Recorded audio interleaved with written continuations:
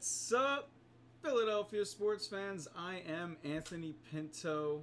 Welcome to the War Room. We are War Room Philly. It's a solo show tonight. Thank you all for tuning in. It's going to be a fun one tonight. I got a lot planned. I'm also still keeping an eye in on the Phillies inter squad game that's currently going on. We could take a little peek at that at any point. So yeah, we got a lot tonight, and I do expect it to be a fun one. So we're gonna talk. We're gonna go a little bit across the board. Obviously, news, if you will.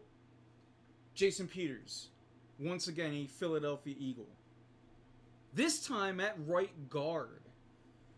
Keith and I have batted this back and forth for weeks, and speaking of Keith, I see you in chat, Keith, resting up from back surgery. We can give him some time off, right, chat?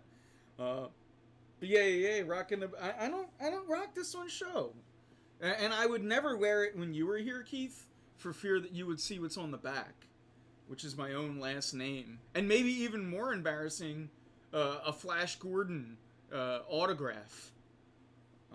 This jersey was a gift when I was like in... I think I got this gift like when I was in 8th or 9th grade, and it doesn't fit me now, and it didn't fit me then. It's like, it's still big on me somehow. Like, I don't even remember who got it for me. But the only thing that's right about it is the number 10. JT. Sign JT. The Flash Gordon signing makes it legit. So yeah, we got we got that. And yeah, I'm rocking, I just noticed right next to the logo down here in the screen. So, and chat still not up on the screen. Chat, I'm trying hard, but it doesn't look like I had a problem recording, too, right before we went live, so we'll see how this show gets to YouTube. If it does, I'll be upset if it doesn't. If it doesn't, I'll just do a separate thing maybe for YouTube, because we got lineups to talk tonight, chat. We got lineups, we got all kinds of things. Ben Simmons has been practicing at the 4. My head is spinning. So we're gonna go around the board, and if you got anything that you want to talk Flyers, you bring it. We do got I can we got a little exhibition games. We got some schedules and stuff. If you're following Facebook.com/WarRoomPhilly, you saw we put some updates for local games. If you're watching here local, you'll be able to see some exhibition hockey. Like, we're gonna be tuning into all of it. Look, I have gone as far as to tuning in and like, sorry, I'm paying. The Union are 2-0 since I started watching them, chat. But that's how starved I've been for sports. So yeah. Yeah, the like I said, the Union winning. They won 2-1 over Miami last night. They won 1-0 their first game, and that's our Union minute. This is while Keith isn't here, nor Greg. I don't want to make an ass of myself. I've literally watched 2 soccer games. The second goal for the Union last night. Look, it's soccer, and this is why I don't like it. It's so slow. You're like, oh, this is exciting. Now it's a goal. It's still so slow, and I'm just look. I'm trying for you guys, because there's the Union fans are so great, and like, we have a loud small corner on Facebook.com/WarRoomPhilly and out here in Twitch chat that love the Union. So I'm trying, but it's like, I compare it to League of Legends. Like, I'm a big esports fan. League of Legends, globally, the most popular esport. Just like soccer, globally, the most popular sport. Not here in America. And I can't get in for the life of me to League of Legends, no matter how hard I try. Just like, I really can't get into soccer, and it's, I'm not bashing it. I used to bash it. I no longer do that.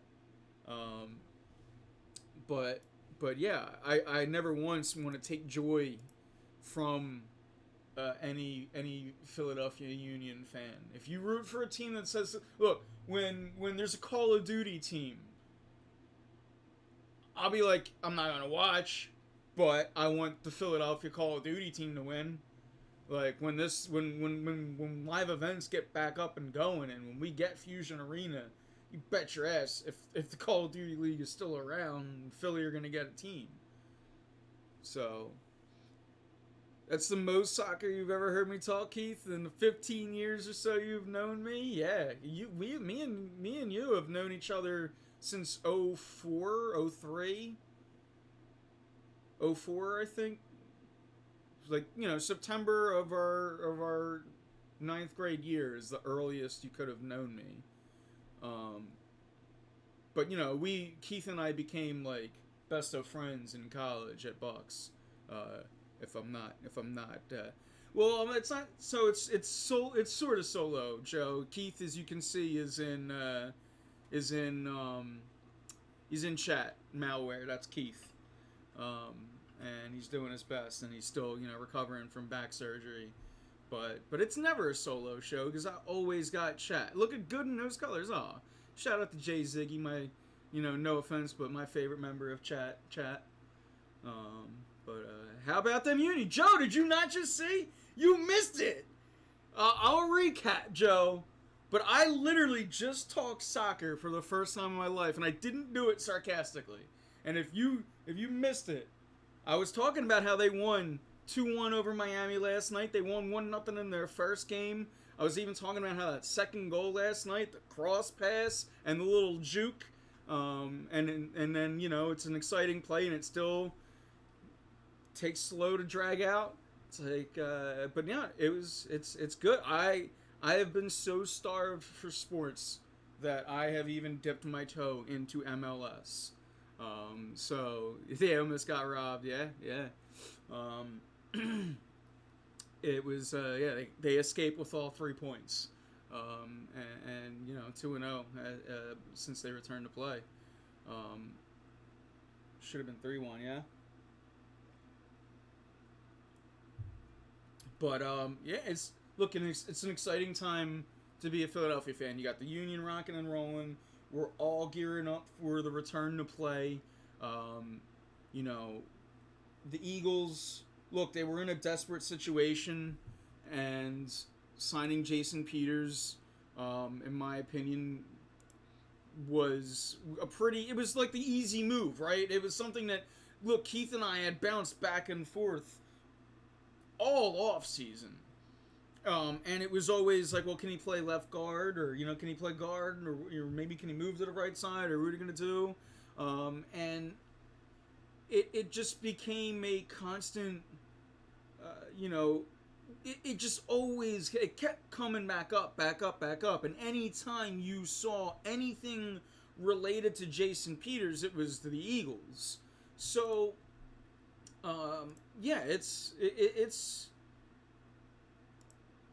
it was kind of crazy. I'm trying to pull up some comments, facebook.com/WarRoomPhilly, because Steve W, I don't want to butcher your last name. Keith can probably pronounce that. That looks like a Keith last name. But he did bring up some good points, and I'm gonna try to pull them up. It's so weird. Does anybody go through this real quick side tangent? Let me derail the show as I do best. Has anyone tried to use Facebook on a computer since like 2009? Because once a week, and it's only for this show, I try to use it on the computer, and it is a garbage, hot garbage, and I can't with it. But all right, we're up and going, chat. He said comical about the Jason Peters, the signing, and I was like, what? Like, how is it comical? So I asked him for better suggestions. To his credit, he said Larry Warford and Kyle Long. Now, so the difference between Kyle Long and Jason Peters is Kyle Long plays right guard, so he's got that going for him. But both of them are injury prone, and in my opinion, Jason Peters is, he's still a Hall of Famer. For whatever it's worth, he's still a Hall of Famer, right? So, and he knows the playbook. And he's willing to, obviously it's a $3 million deal. Like, I think the money is right. Now, I'm going to have to say, I'm going to go back when these two guys sign, because Warford's going to get paid. He's looking for big bucks, and that's why he got cut from the Saints. But Long, Long, that was kind of eerie, the way that, like, the Bears kind of said he retired, and he's like, no, I was fired. I'm not retired. So Long he's hungry. And, it's going to be fun to see. Like, it'll be interesting to see how it plays out as far as that goes. But yeah, Peters and everything, as far as it's the safe pick. Warford probably, maybe to Steve W's point from Facebook, facebook.com/warroomphilly. If you're new around here, give that page a like.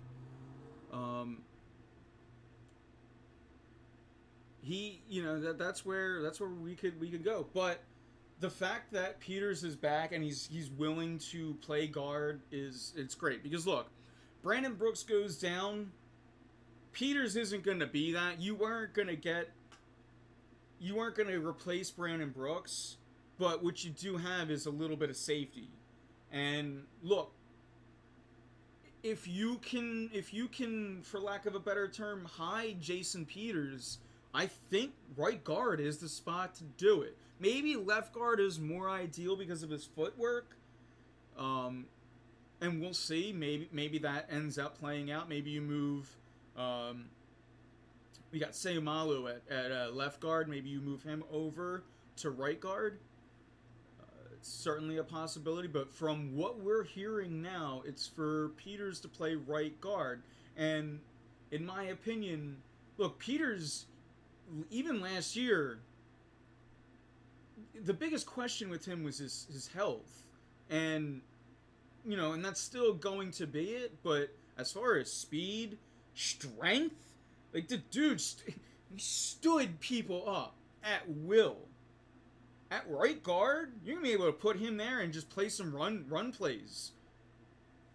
I mean, you're going to see this probably benefits the run game more than it does Carson Wentz. It's probably like Miles Sanders is probably going to benefit from this more than Carson Wentz does. And it's going to be really funny to see. Since the Super Bowl year, something has always happened. And you said Miles Sanders. Yeah, and again, Joe mentioned it. We mentioned it in conversations on Facebook. In fact, I don't need these on. That's fine. I think that as far as as this goes, yeah, I think that Miles Sanders ends up, he could benefit from this. Now I see now I realize why I had the headphones on. But yeah,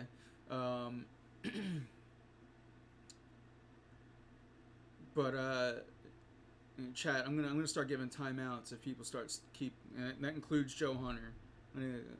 I'll give you a timeout for the first time, Dad. But we're not going down any dark roads tonight and any stupid crap. I'm not talking politics. And if you keep bringing it up in chat, I'm just gonna ban you from chat because it just derails the show. We're trying to have fun here, not talk about Mayor Kenny. So please stop. As far as real things go, yeah, I think the Jason Peters signing again. Keith brought it up a couple times. It's safety and it's leadership too, and leadership is going to be really, really important in this season because you do have coronavirus going on. And just want to have Wentz to have a normal season Don't we? I mean, he did last year. Let's not get hung up on his last snap, because that's a fluke. That can happen to any football player at any time. And that was a dirty hit on top of a fluke. So, I mean, yeah, it was unlucky. So, yeah, I do agree. You can't, maybe you'd say you can't catch a break. In my opinion, what was more ludicrous last year was that we had to wait until Greg Ward to get up to this wide receiving corps for them to have any sense of consistency. This season we have you're still putting a lot of eggs into your rookies. Now you have Hightower. That should You're not Hightower. Hightower is one of the rookies. You got the guy from San Francisco, whose name escapes me right now. I have a lot of Phillies names. I haven't really been thinking about football. This is an impromptu conversation. But yeah, they wanted him. Good one, thank you, Joe. They wanted him to catch the ball himself last year. Yeah, exactly. But yeah, if you guys want to talk football, I'm down to talk football. But we are going to talk some Sixers and a ton of. Look, I got my Joe Girardi cap on yesterday, and I just started banging out lineups, and I can't wait to talk lineups with you guys. But Jason Peters coming here again. That's big news. Maybe it's not big news, but it's news, and it's what we got right now. So yeah, this one is gonna be fun. Rookies have look, and this is across sports, or more specifically, baseball and football. But like rookies, bubble guys, the minor leaguers, it's tough. And I mean, even go down to college and stuff. Look, like everyone collectively is taking a hit one way or another. And athletes, weirdly, the unproven athletes are it's going to be even harder right now. So yeah, it's again, everyone. It's how can you adapt the best right now? And if you find a way to adapt, then that's the best way to do it. But preseason always sees, yeah, but you always, like, we always fall in love with like the Paul Turners and such, but like it's rare that like the Greg Wards come around. And even think about Greg Ward, he's been around for a couple years, practice squad, up, down, like he wasn't just like a 1 year, practice squad guy or a training camp body that like made it onto the scene. So, but to your credit, those guys are probably gonna pave way to veterans. Like, it'll be hard for, like, Corey Clement will probably make the team over, maybe your Holyfields, or like the your lower tier, your younger running backs. Why you think there'll be more impressive championships? See, a lot of people have been saying the other way around, and my thing is, look, for all sports, everything's even. Everyone's got to deal with the same things. So, assuming that things go, to plan, I don't see the need for asterisks or anything like that. Look, when the Flyers win the cup, I'm gonna be just as happy as ever. Things like that. So yeah, and everyone's healthy, which you saw, like you really see with guys on the Phillies, McCutchen, Jay Bruce, even guys like Wheeler. You guys watching that inter squad game? Speaking of, I'm gonna try to take a peek. It looks like it ended. You guys see Wheeler was flat out attacking the strike zone. There's a couple times where he went 1, 2, 3, and they had to keep going because he got 3 outs and wasn't even at 15 pitches yet. So yeah, JVR on the healthy things too. But yeah, the inter squads have been fun. I watched last night, watched tonight as well. At least I caught it until I came on live. But yeah, this was just to see live baseball has been fun. Wondering what you guys think about Kevin Franzen in the booth. Dude's dude's a goofball, and I can't tell if I love it or hate it, but it's perfect for right now. It's perfect for inner squad, I'll tell you that much. It was him and Murph today, too, and they were doing sports talk. They ran through the commercials, they were answering Twitter questions, it was great. Like, it was a really... Look, those guys know that they're not the A team, right? So they just kind of went a completely different route. And I was literally, give me Fransky in LA. Look, again, they're the A's. Like, they're the best for Phillies right now. I like McCarthy and Kruk as well. I think those two are really good. I think Tom McCarthy gets a lot of hate in this town because he's not Harry Callis. I think he does really good work. And check out his football. He's done college basketball. He's from Philly. Really, really likable guy. Meet him in person, and he'll just sit there and talk baseball. McCarthy, see, I just... To each his own. Look, it's an opinion, right? But maybe I defend him too much because I like him. But I think... I think he plays to his strengths. He knows when he does a little oppo boppo, and he's not like he's kind of a dork and he knows it, but he plays to it. That's I do the same thing here every week. But we're going with coffee tonight, chat. I actually got it's my last CBD coffee, because I was a little banged up. I got into a little fender bender over the weekend, so I've been feeling it, and the CBDs have been treating me well. But yeah, the coffee is nice. Who's the most underrated Philly announcer?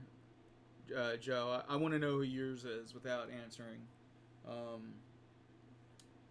But yeah, as far as Tom McGinnis, yeah, he's good. Look, I think all of our announcers. I mean, we are in. I think now that, like, when you have Kruk as a staple in that Phillies booth, I think we have a really good running. Yeah, I'm not the biggest Merrill Reese fan anymore, but the dude's voice is iconic.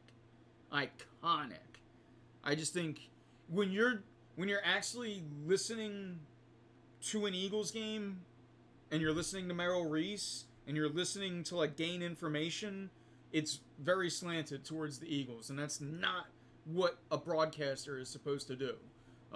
Especially on the radio when you can't see it with your own eyes. But yeah, Better Call Maker. Yep, been there.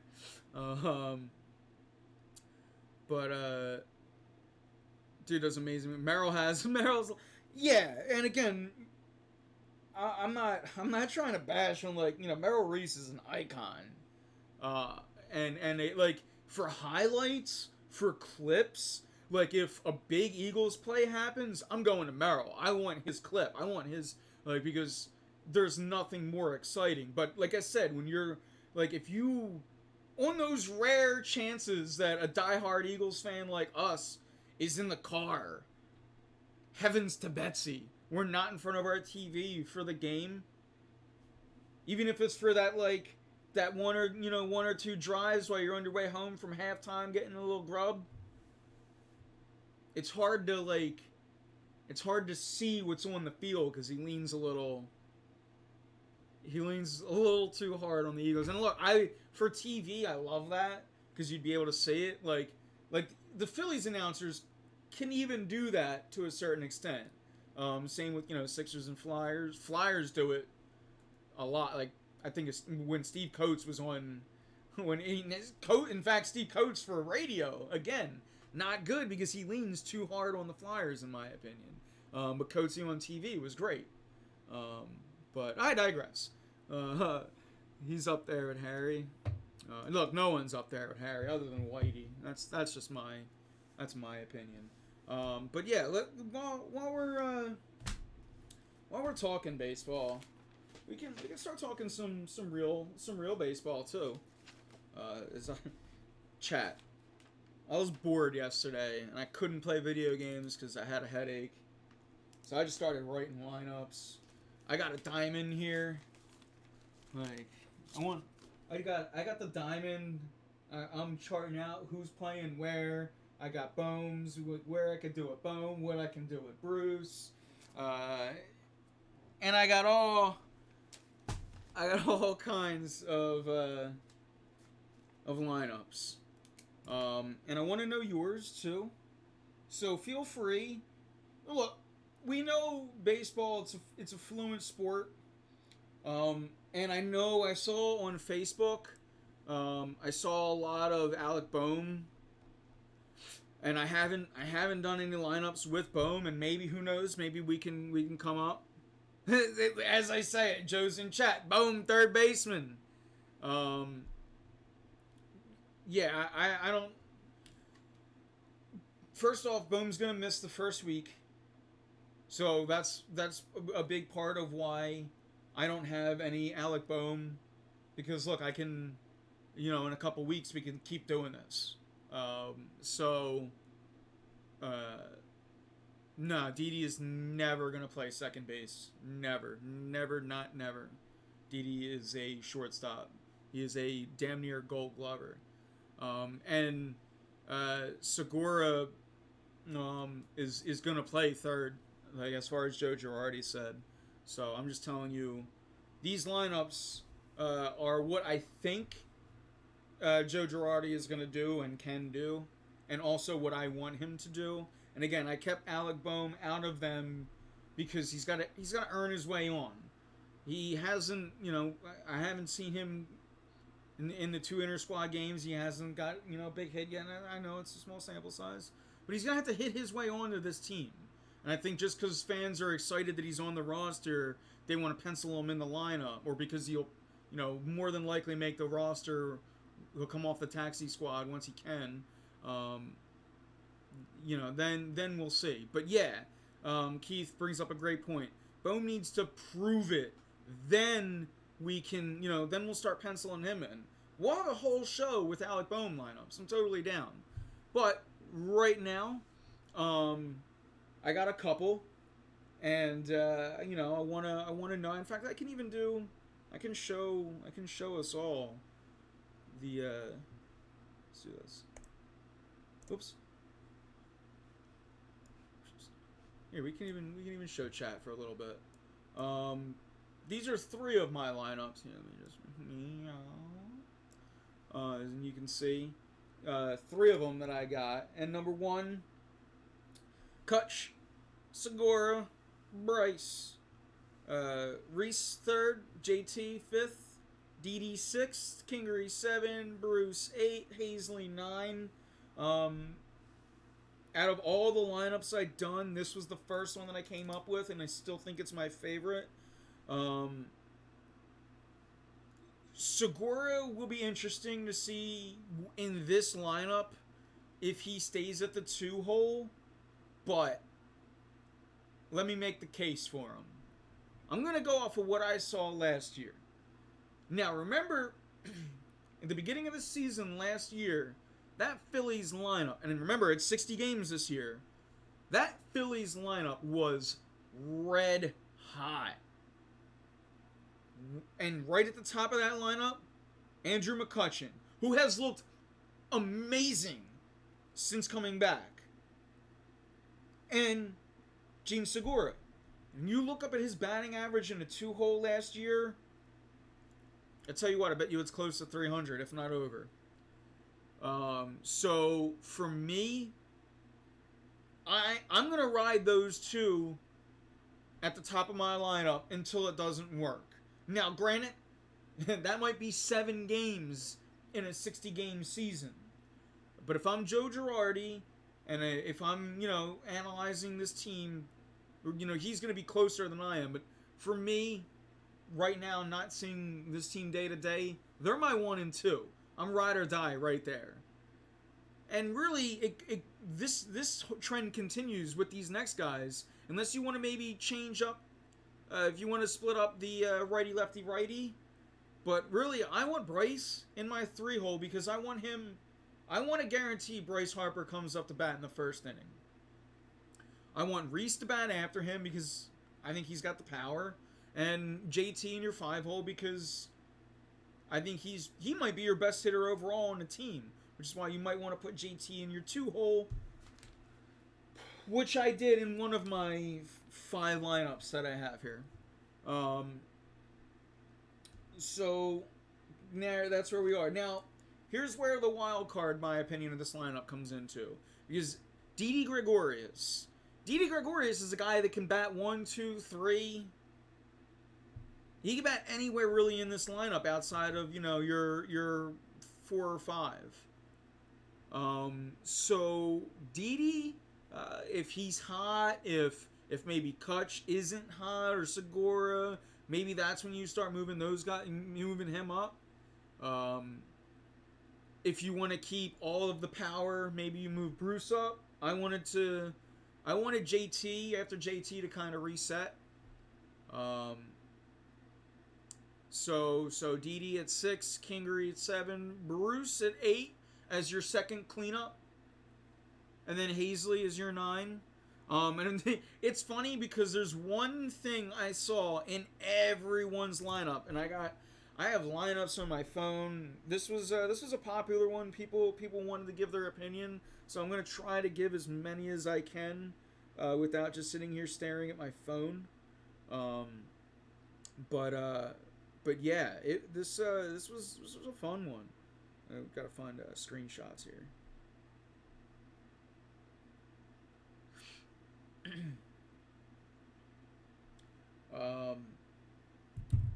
So yeah, and I see Keith's in chat. 1 Kutch, 2 JT, which is something I was talking about. 3 Harper, 4 Hoskins. Also did the Charlie Manuel, righty lefty righty. 5 Bruce, righty lefty righty lefty. 6 Didi, 7 Segura, 8 Kingery, 9 Hazley. I think that's a very solid modern look Phillies lineup. I guess I got the Charlie in me, and I want my 1 and 2 to be kind of setup guys. Even Kutch and Didi would be fun. But look, this is why having a manager like Joe Girardi too this year is going to be great, because you have the DH. He's well versed in using that. It's going to be a lot of fun.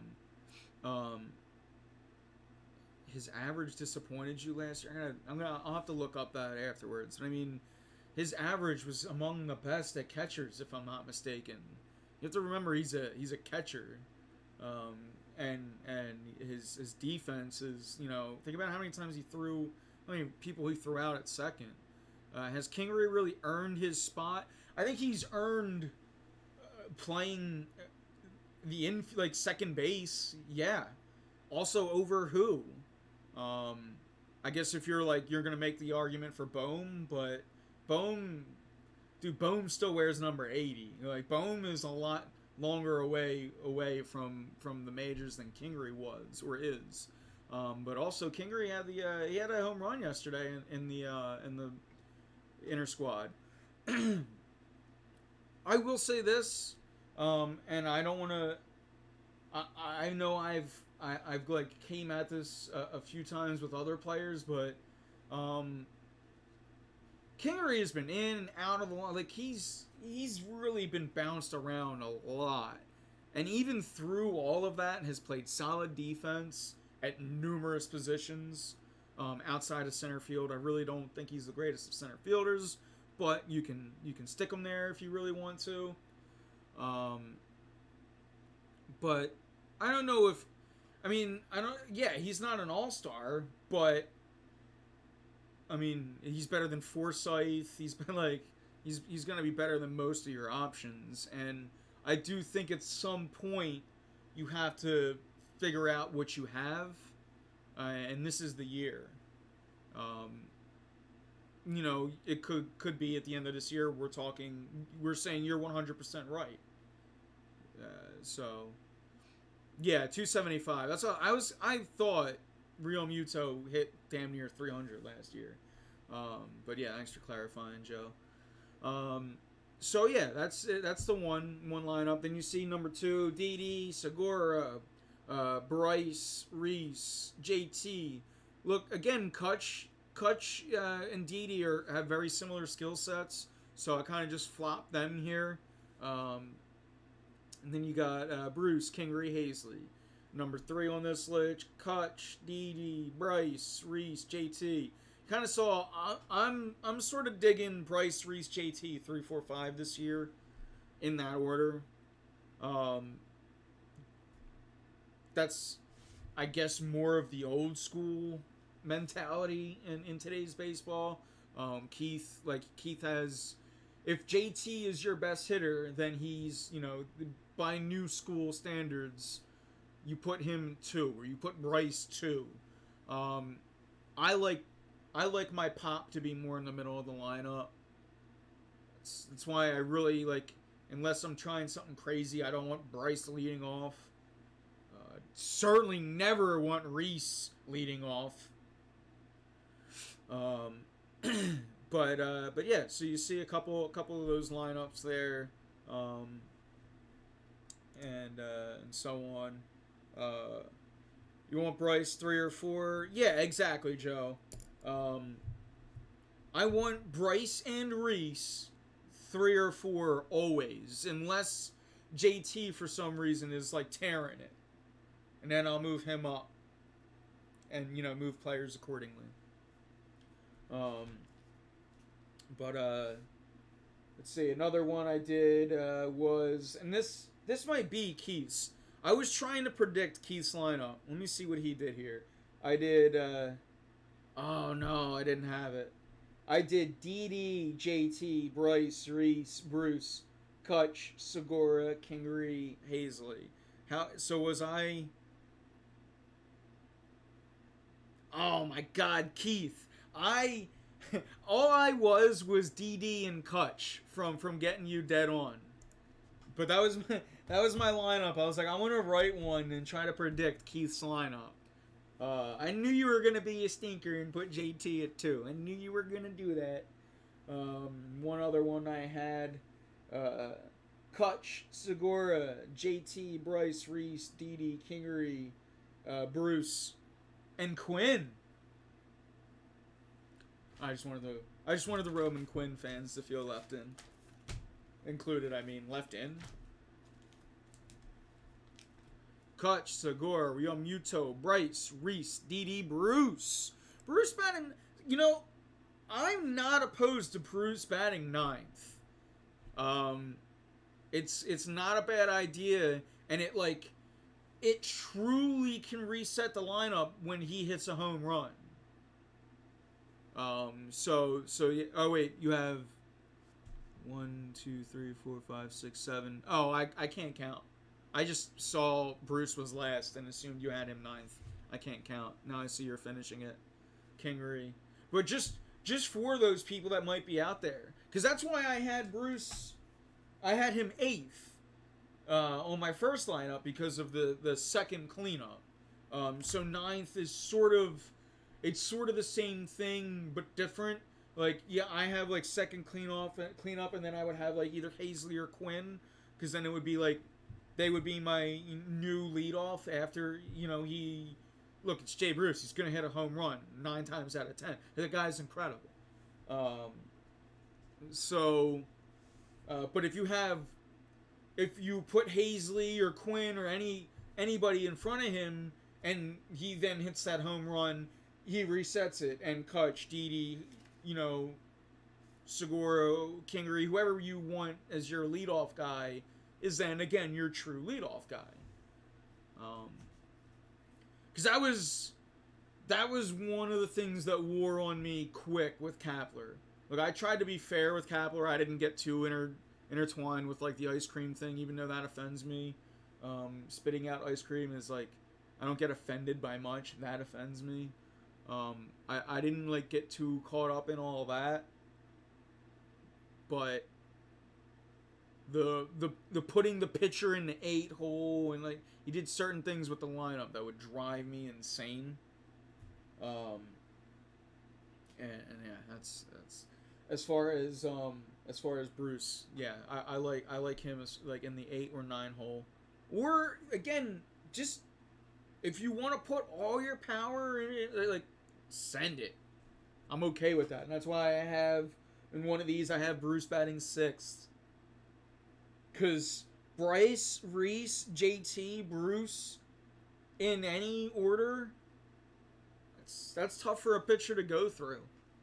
It's tough. Can't wait for July 25th. Hell yeah, Joe, I'm with you there.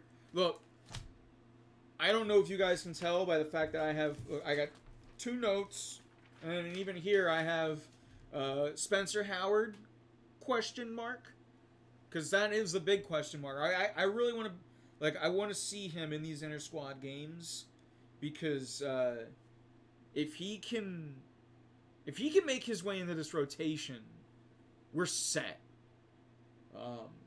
And I don't know if you guys got to see that game yesterday. Take a look at Brogdon. Take a look at his inning.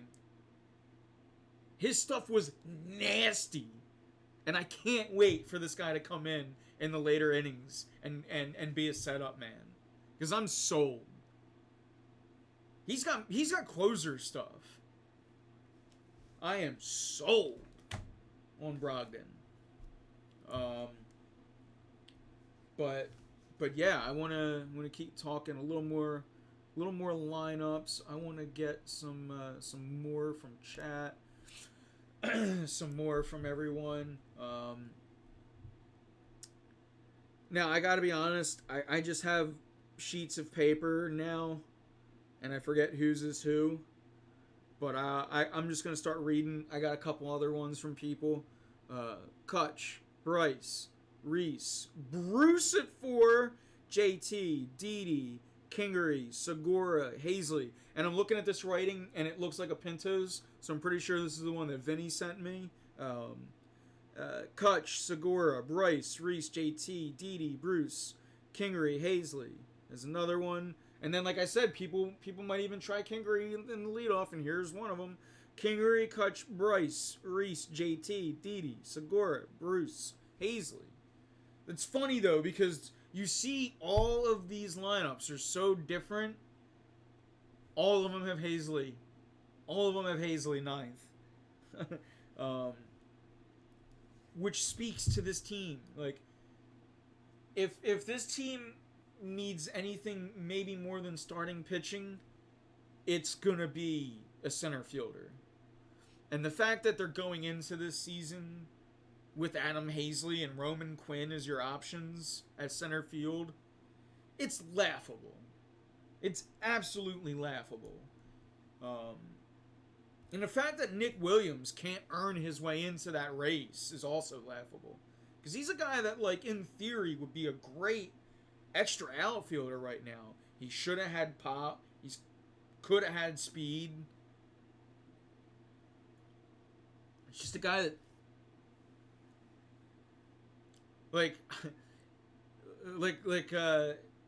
if my dad's still in chat, I can't remember. I think his name was Nick. We had this one dude that, like, on our baseball team, he showed up. He had the eye makeup and he had the armbands. This dude looked like a superstar.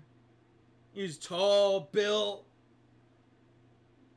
He couldn't hit the side of a barn with a tank.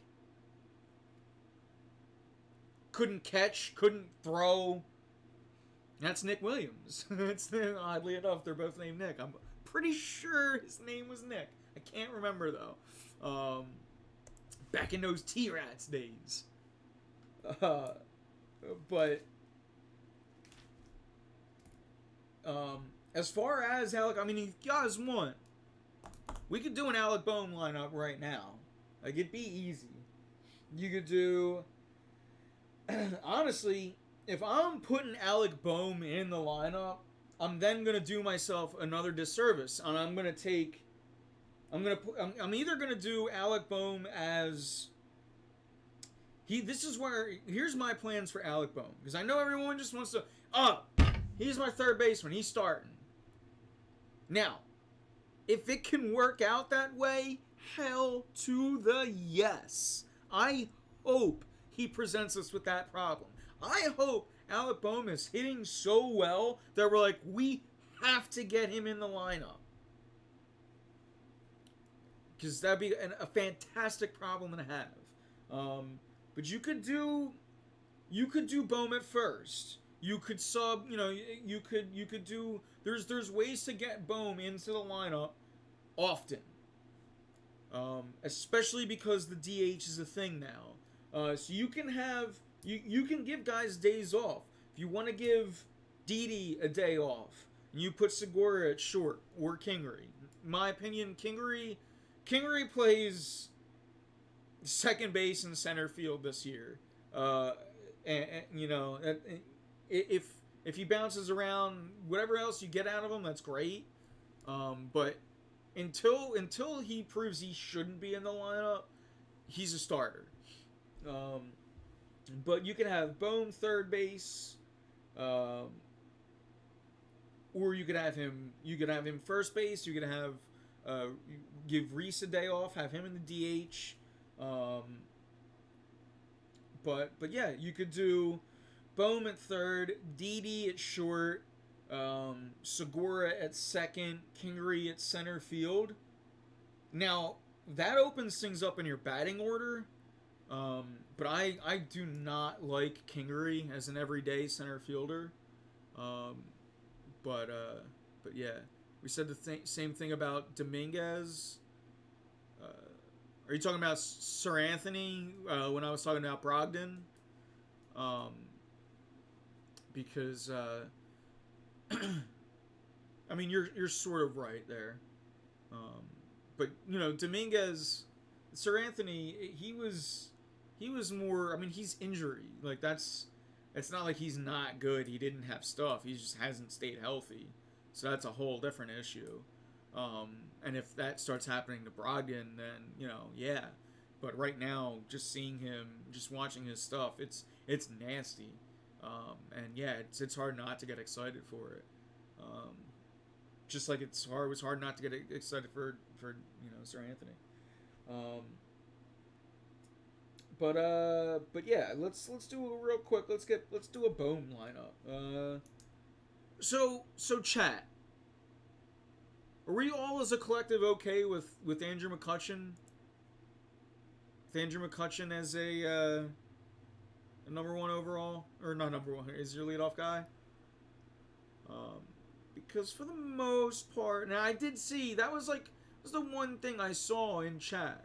It was like question marks about Kutch, but I do. Here's Mike with two with Kutch, but yeah. A lot of people are answering here. We got 1 for 1, 1 for 3, 3, then 2, not 1, doesn't like 1. Huh. I guess people probably don't like Segura up that high because on paper you're right. Didi is better than Segura, but I just go back to sometimes I look at analytics and I just go back to look at his production, look at the way he was working counts, look at his batting average. He was so valuable in the 2-hole last year that again, opening day, that's where I go. And again, you could give it a week in a 60-game season, you might have to already go for a change. But that's, I gotta at least go Kutch Segura, just based off of what I saw last year and how good it worked. But yeah, 4 championships this year: Union, Sixers, Flyers, and Phillies. Damn, that would be awesome! Holy crap! That would be a lot of fun. I don't know about. Look, I can't speak for the Union because I don't know enough. But hell yeah, let's do it. Why not? It always seems to be that they're good in the regular season and they choke in the playoffs. But maybe this year's a little different. The Sixers we're gonna get into quite soon. In fact, probably after I finish this thought. The Flyers, you guys know my thoughts. I truly, I don't know that it would have worked out this way, like without the pandemic. But right now, as it stands, with what I saw from the Flyers as it ended to now a round robin, and they can potentially get the one, and I think they can, and may even will. Yeah, the Flyers, I honestly think, like, when you say that statement, and I could even break it down analytically, yeah, I genuinely believe the Flyers can win the Stanley Cup. That's not me being rah-rah. Joe, you can probably speak to it. You call me a Flyers hater, right? And this isn't me just like shaking pom-poms to get you to cheer for me. It's whatever my opinion is, I give it to you guys. Whether it's, it's never really controversial, but sometimes it is what it is. And whether it's like it seems contrarian, it's never to be contrarian. Like it's just it's a breakthrough for me. Hey, we're turning over. Look again. The early shows, I believe that the Flyers, like, if you were here for 2011, like, I thought the Flyers are going to win then. They just broke my heart a lot. And to my credit, I was right most of the years that I said that they, up until last year, really, they surprised me. And then this year, I've been very open. I thought that they were a really good team, but I thought maybe they wouldn't make the playoffs because of how good the East was. I backtracked on those words very, very quick. And I was like, no, this is a playoff team. And now as far as when I look at this team, I genuinely believe that they match up against the East. And like, if I can speak to the state of times real quick without breaking the escape, I think hockey has 100% chance of finishing. Like, I can't say that for any of the other sports, but I really think hockey is going to finish. And maybe it's just because, like, they're going to be in Canada that I'm so hopeful. But when you think about it, too, especially if they wear neck scarves or, like, something to cover up just a little bit of face, which I've been hearing the NHL is looking into maybe extending them, might even... But their hands are covered, if they can't fight, to not see fight. Now that I think about it, the refs are very quick to break up fights in the playoffs anyway, so that won't be an issue. But hockey, it's very physical and a lot of contact. But for any of us that have played hockey, there's a lot of there's onions. There's a lot of layers. So I do think that now, and Greg, we talked about it last week. He was like, yeah, but what happens when you get hit? Even if you have a mask, like you're gonna cough, and stuff's coming out. It's it is what it is. It's where testing and everything else comes in. But trying to not get too far out of line. I do think hockey is going to finish.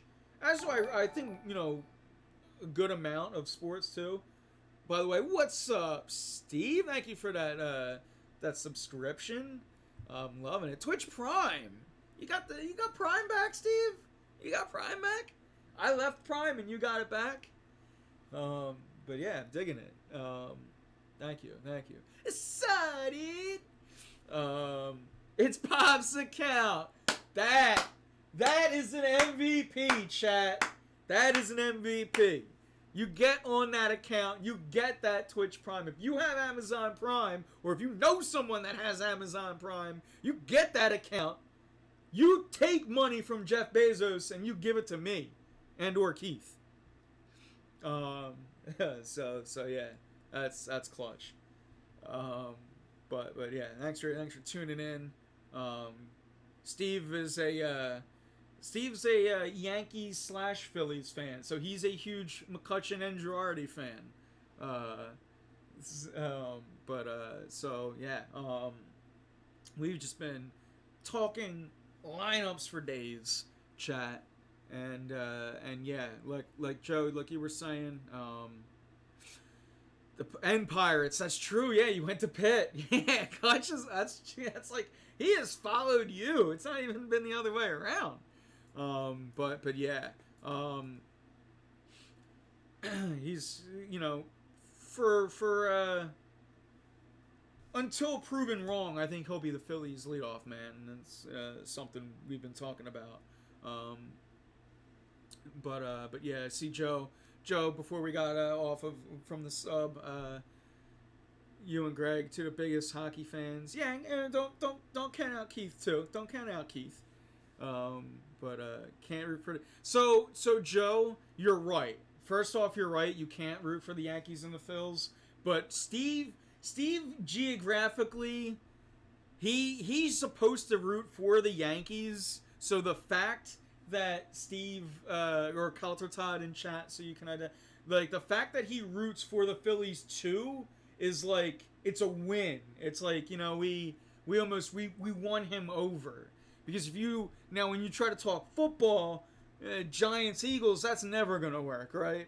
So at least with the Yankees and Phillies being on separate leagues, it can kind of work.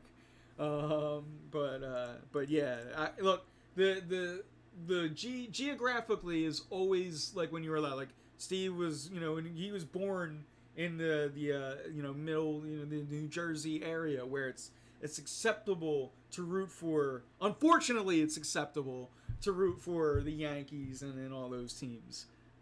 But yes, I digress, as I do best.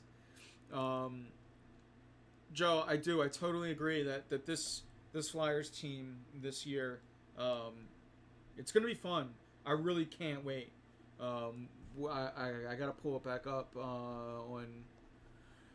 When are we getting our first? I know we're getting our first the first exhibition game, July 28th, Tuesday at 4. So that'll be like, oh god, I gotta leave work a little early, boss. Gifting out the sub to Joe, to Cup Crazy. I love it. My man, just throwing around that weight. I love it. So yeah, that's one way. You just buy people's affection. I need to earn your respect. I love it.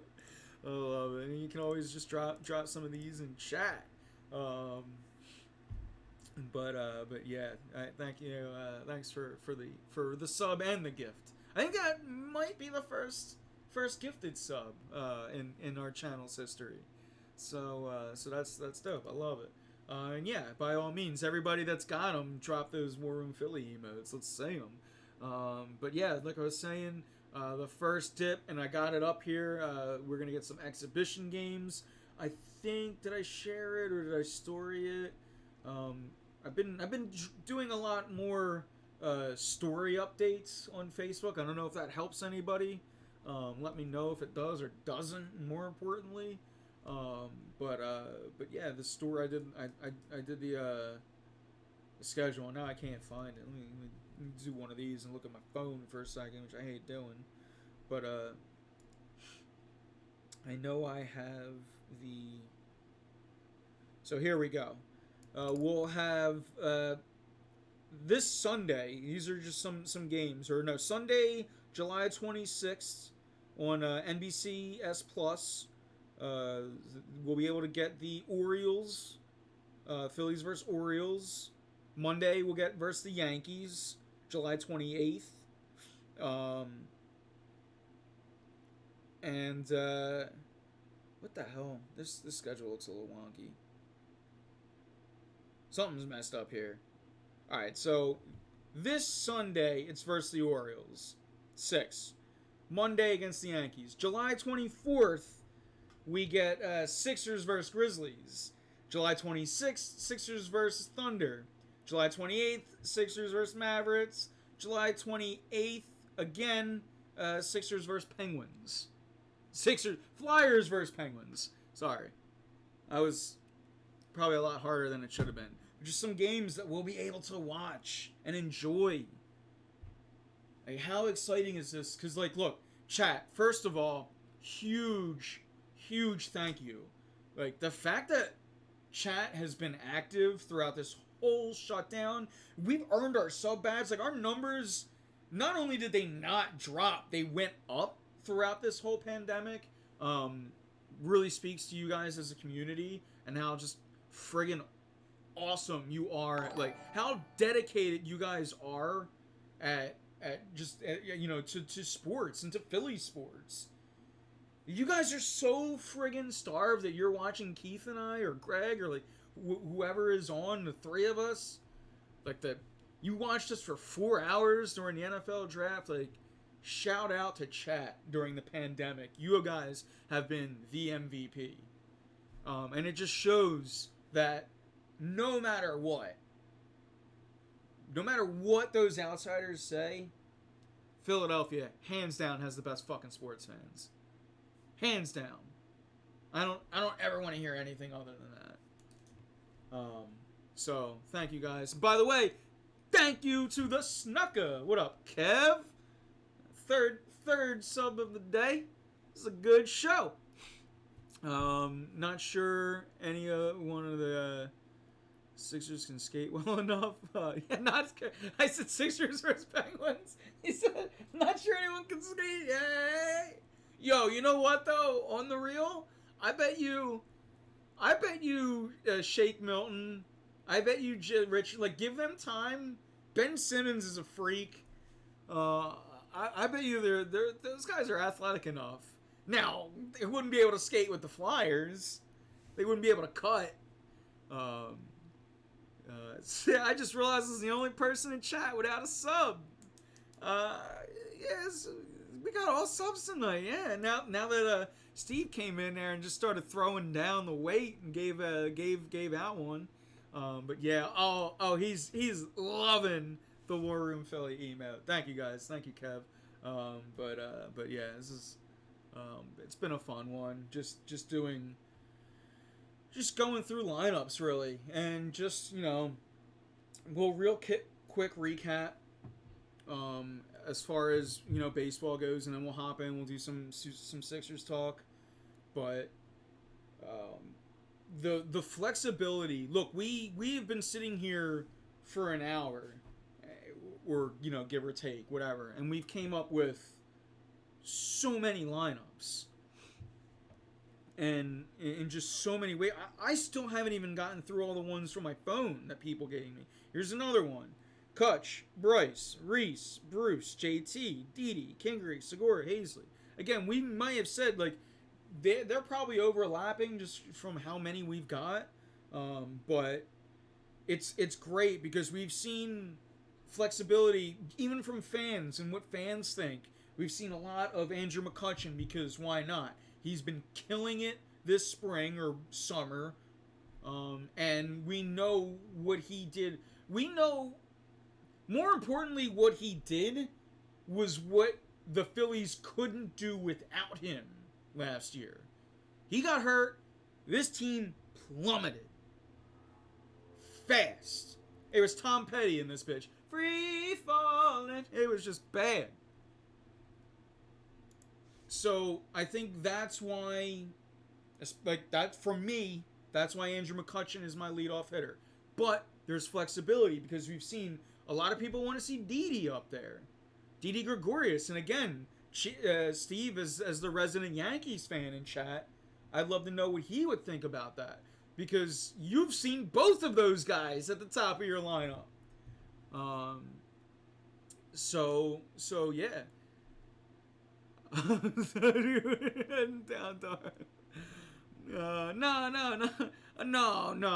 Oh man, I forgot about that part. No, Tom Petty just free falling, not unexpected death, Keith. We don't need to have that much fun here. But hold on a second. I just realized I took the last sip of my coffee. And I was going to be the last of the liquids, but luckily I got a emergency water in the room.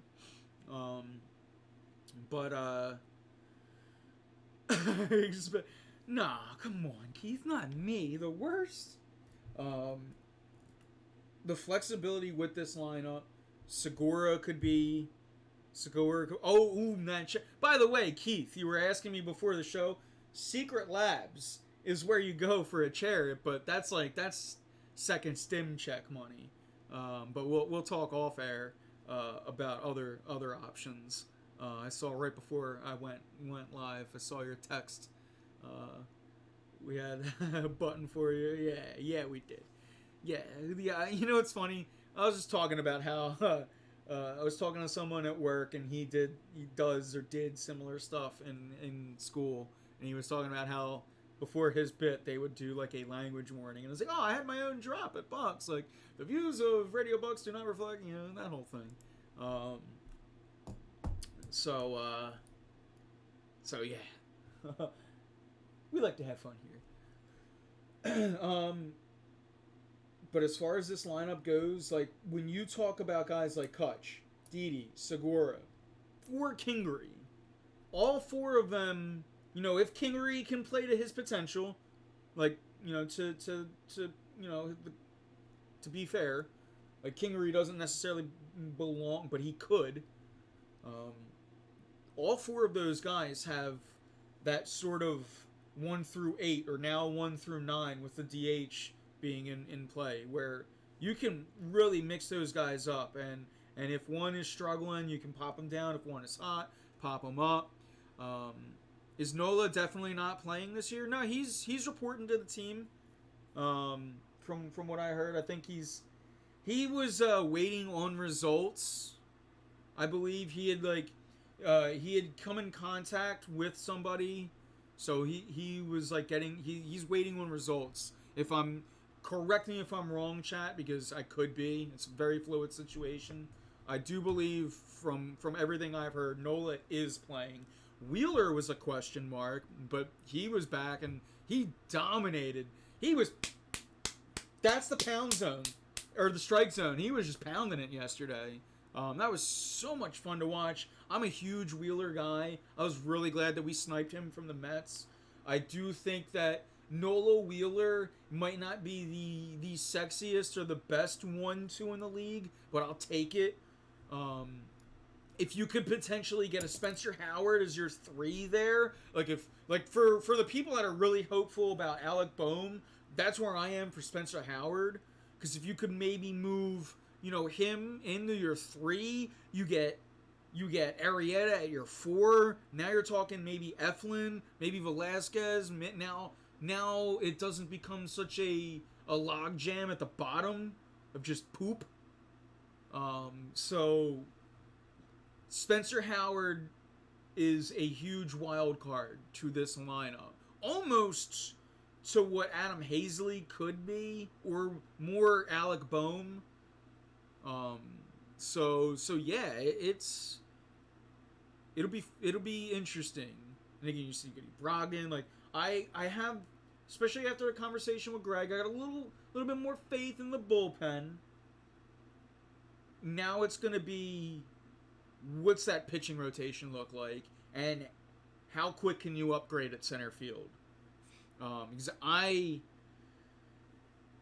sort of the same way I am about Kingery, I am with Adam Hazley at center field. He's not an everyday center fielder, especially not on a team that wants to compete for a World Series or even a wild card. So I'll eat my words. I hope I'm wrong, but when I look at Adam Hazley, I see a 4th, a 5th outfielder. I see a guy that's a corner infield or outfielder too. He doesn't have enough speed to play an effective center field or to steal bases. This is my thing with Hazley, is it's like, especially for an outfielder, you want an outfielder to have pop and or speed. Gotta have one or the other, and he's got neither. And it's hard. This season, you just got to make it to the playoffs. You don't need a crazy deep rotation to win this year. See, I thought that, and then I started thinking, which is always dangerous, but you might need a 6-man pitching rotation this year, because you're going to be playing 60 games in 64 days, and that does not include rainouts. You're going to be playing some double headers. There is a potential. There's a lot of teams are floating around the idea of doing a 6-man rotation, but it'll be, you could be right. I don't know. I've gone back and forth on it. I will say this. It makes those Aaron Nola, those Wheeler starts, it makes them must see. It almost makes them must win. So I looked at the highlights and I really liked what I saw from Vinny V. I'm not gonna yell at you. I agree. He looked good last night. Both Wheeler and Vinny V were pounding the strike zone. The only thing, I couldn't see the velocity. There was no speed clock, which I really would have liked to see for both of those guys. However, look, you guys know I'm a Velasquez hater because I love him. Like, I love his stuff. And I look at him and I'm like, this guy should either be a good starter or at least a setup man, or like, and he really hasn't been able to find his role. Like, as a bullpen guy, like, his problem as a starter is his first inning is usually his worst inning. So you can't, it's hard to trust him as like a bullpen guy in a key situation. But he sort of found his role in the long reliever role last year towards the end of the season. And anything that you can get out of him is a plus. Look, if Velasquez, I like Velasquez more than Eflin. Eflin has just been the more proven pro. But even him, now this year it'll be good. There's only 60 games, but he's, the tail end, the drop towards the end of the end of the second half of the season. Now there really is no second half of the season, as it were, when you're talking 162 games. Now you're talking 60. But it's gonna be a sprint. Like I said, you could have one lineup in mind and then 7 games go by. 7 games in a 162 game season is nothing. 7 games in a 60 game season, if let's say Kutch is your leadoff guy and he's for whatever reason slumping, then boom, yeah, you gotta put Segura or Didi. In my opinion, Didi is my second choice. I want, again, I'm keeping Segura at 2 until he shows me he can't. Yeah, that's why Eflin might be good. Yeah, again, you're right. I almost like talked myself into Eflin there. That was weird. So yeah, a lot of things to keep into consideration with this team this year. But I do, I got a different OBS setup, so I'm not sure where I'm at on time, but I'm fairly certain I started on time at 7:30 tonight, so I'm already over an hour, and I still have some Sixers talk I want to get into, chat. So, anything else you have, we can save for final thoughts, if that's cool, or if you got any other baseball things that we were just talking about, get them in now. But I want to transition into some basketball talk, if that's okay. If it's not, tell me. I'll sit here and talk baseball until I have to go to work tomorrow morning. I really will. I have no... If Chad is here, I'll stay on all night. I don't care. I have nowhere better to be. Chad is my number one. But it's really gonna be... Look, I'm sort of a baseball purist, but if there was one thing I've always said about baseball is shorten the goddamn season. You do not need, in 2020, you do not need 162 games. And you're going to see it proof this year by how fresh all of these pitchers are. The wear and tear that you're going to put on all of these arms by shortening a season. But no, you'd be losing money, right? Why make your brand better and put it into the back to, the top 2 sports? Why stay behind basketball? Oh, we need to make more money. Dear Sixers, thank you for giving me a shake-up in the starting five. That's for you, Keith, with that one. No, I'm just kidding. Blur that. Blur that in post. I guess on that note, I will tell you that I'm not a fan of Shake Milton starting at point guard in the playoffs. I'm just not. In my opinion, the starting five would be Ben at 1, Richardson at the 2, Thibault at the 3, Tobias at the 4, Joel at 5. Why Thibault, you ask? Because he plays rock solid defense. And that's what I need in the playoffs. Because why? I want Josh Richardson touching the ball and shooting. I want Tobias Harris. You know, that guy we gave a max contract to be a shooter. Yeah, I want him in. I want him getting the ball early and often. Especially Tobias Harris. Oh, and yeah, I just also think that, you know, Ben Simmons is an all-star point guard. And he's been that the last 2 years. So, that's that. Now, I get it. I know it was a little hot and heavy. I just wanted to give some passion. But I really think that's your best starting five. And guess what? You'll never see it. You'll never see it. So if the Sixers fail, I'm going to hold that flag high when I'm saying Brett Brown should have been fired. Because he didn't give us this five. Some things that we could be seeing is Shake, Richardson at the 2, Toby at the 3, Ben Simmons at the 4. I know the haters are loving it. And Joel Embiid at the 5. And that is what we have been seeing in practice. And chat, let me know your thoughts. I'm very curious. Keith has already given me his thoughts. He says Thibault is the safer choice. Defense is easier to start hot from the start. Offense is tough, but I love having better spacing. I still think Ben runs the offense.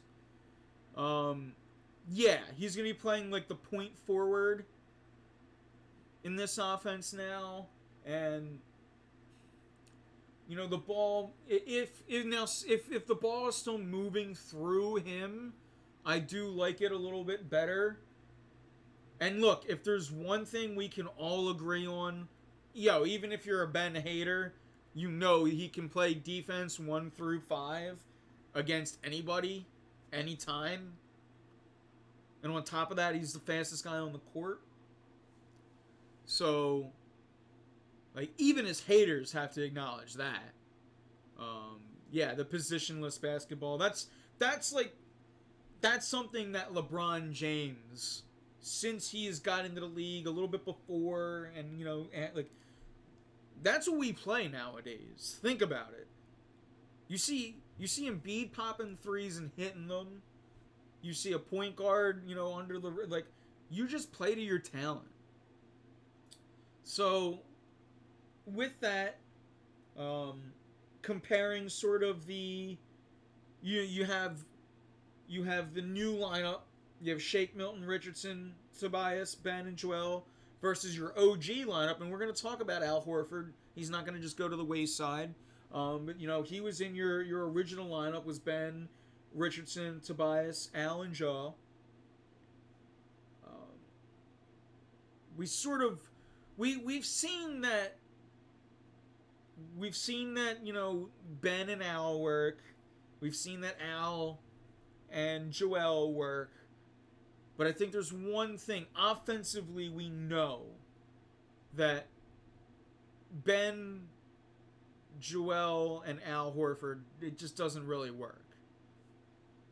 So I do like that we're exploring options, and we're not going to go into the playoffs with that being, you know, your starting lineup. Or if it does, you know, maybe it's your starting lineup, but you can quickly rotate them out and bring in some offense. And I like that we're not going to just stick with those 5 because we didn't really get to see them flourish as much as we were hoping. And, bringing up rotations now, Al's probably your first guy off on the court. You could put him in at either the 4 or the 5. And then it'll be curious. Is it Thibault? Is it Burks? I think Burks might have a really good shot of coming in and being, your 6th, 7th man. I think, especially in these 8 games, when you get back going, you got to see what Furkan's going to give you. And if he's hot, you got to ride him. But here's the thing. Furkan doesn't see minutes in the playoffs, and I mean this sincerely, unless he's shooting threes at close to 40%. He has to hit at close to 40% for him to be on the floor because he's a liability defensively. And they're going to eat him up, whatever opponent. They're going to eat him up in the playoffs. Defense becomes so much important in playoff basketball. And this goes the same for Mike Scott. Now, Mike Scott isn't a liability defensively, but if he's a liability offensively, then he can't be out there either. I love me some Mike Scott, but we've seen big moments out of him before in the past, so that's the one thing. Bench, you say this is from Keith. Burks, Furkan, Thibault, Scott, Horford. Yeah, it's certainly potential there. Again, I don't know how much Furkan and Scott are going to be used, and that's fine. Like, the more you can shorten your bench, the more you can stay at just Burks, Thibault, Horford, the better. If there's one thing you can do now that it's the playoffs, you could probably play Ben for damn near the whole game. That dude doesn't sweat. Again, for all the things that we can talk trash on, is so athletic and so in shape, and he can play 45 minutes in the playoffs, no problem. That's huge to have. But yeah, as far as who else comes off with Al is going to be the big thing. Is it Thibault? In my opinion, Thibault would be a better guy to have someone come in for. But is it Thibault who comes in, gives you lockdown defense? And if Thibault starts hitting, just like Furkan, but even more of a chance, if Thibault can hit at 30% from 3, his defense is good enough that he'll be out there. So, if he can get his outside game going, because we've seen, that's the one thing that, and I'm telling you guys, it's coming. I know that his outside game it's going to improve over time. I know it. So whether it's this year, right now, that'd be great. But the Thibault thing, Burks, Glenn Robinson III, is he going to see any time? It'll be interesting. But yeah, that's that. As far as these Sixers rotations go, you could even do. I got a couple other weird ones. Ben, Shake at the 2, Richardson at the 3. Because there's other things that you can think about. We were talking about positionless. Josh Richardson can play the 1, 2, or 3. Just seamlessly. So, more things to consider is that. Ben, Shake, Richardson, Toby, Joel.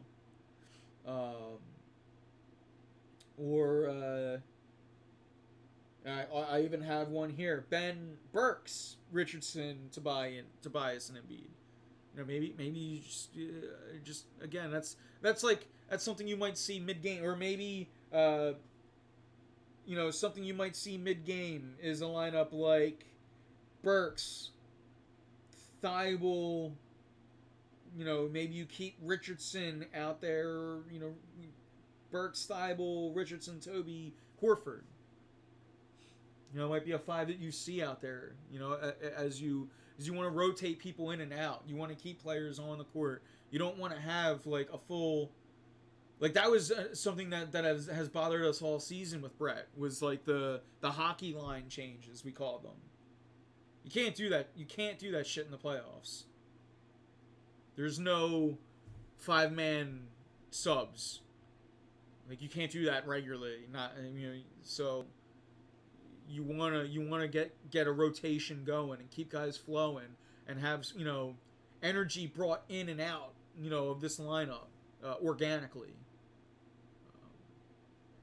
And look, maybe it's an argument for a different day, but I'll wrap up the Sixers talk on this. Brett Brown has to be coaching for his job. He just has to be. Whether or not it's true, I want to see him coaching like his job is on the line. And maybe the first sign of that is Ben at the 4. To which my, you know, quick smart-ass retort is too little too late. But maybe not.